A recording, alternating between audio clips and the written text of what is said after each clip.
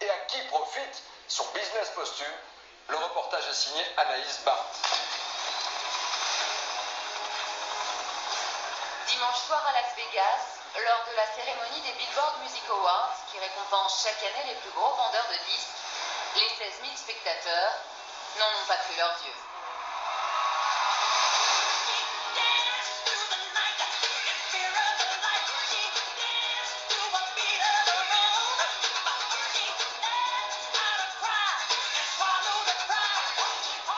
Blouson doré, pantalon rouge et une chorégraphie inédite.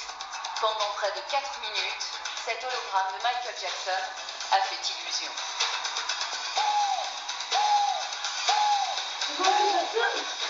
Oh non, c'est son hologramme.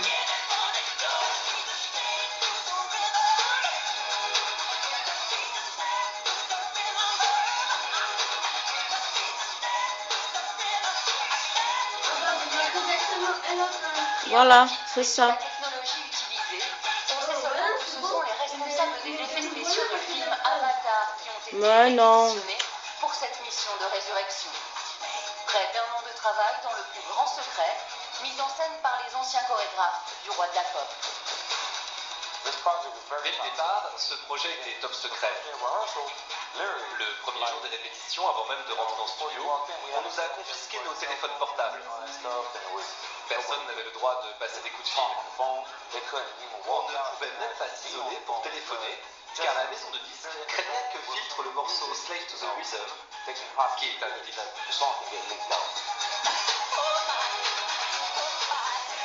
Une nouvelle chanson, issue du deuxième album posthume de Michael Jackson, Escape, déjà numéro 1 des ventes dans près de 52 pays en seulement une semaine, plongé dans les coulisses de ce drôle de comeback.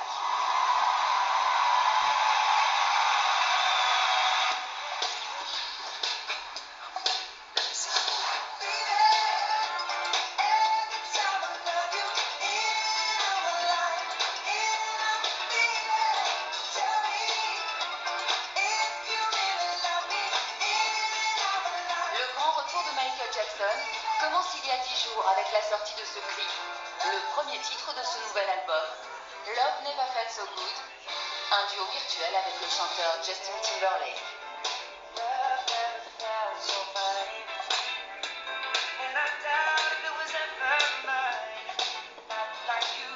Un titre que le roi de la pop avait enregistré en 1983 mais qui n'était jamais sorti jusqu'à ce jour. C'est quelqu'un qui enregistre avec beaucoup de gens, beaucoup de producteurs, beaucoup d'invités, il essayait beaucoup de choses. Et c'est vrai que certains albums, il y a plusieurs dizaines de chansons, certaines juste à l'état de maquette, d'autres qui ont été jusqu'à la finition, mais qui ne sont pas arrivées pour diverses raisons sur le film. Il y a donc toujours beaucoup de choses derrière un album de Michael, il y a toujours des sessions qui recouvrent énormément d'autres titres. Un trésor aujourd'hui remis au goût du jour par la nouvelle génération.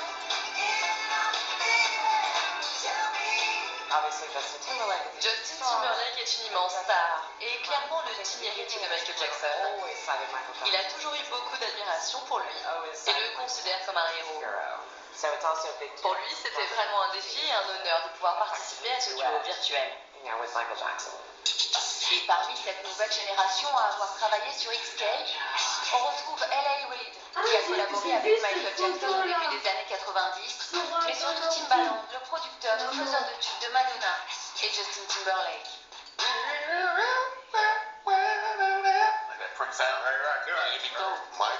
Michael était l'un des plus grands artistes de la pop. Pour ce projet, j'ai dû creuser au plus profond de moi, bien au-delà de la musique. Aller là où il aurait accepté que j'aille, sans avoir à me dire si cela était bien ou non. En seulement une semaine, l'album atteint la première place des plateformes de téléchargement et se vend à plus de 200 000 exemplaires physiques. Un album qui touche un public plus jeune et plus large, mais qui laisse certains fans historiques perplexes. À Los Angeles, nous avons rencontré Samantha de Gosson, une femme française très active depuis plus de 25 ans, qui a même côtoyé de près Michael Jackson. Et elle ne voit pas cet album d'un très bon œil.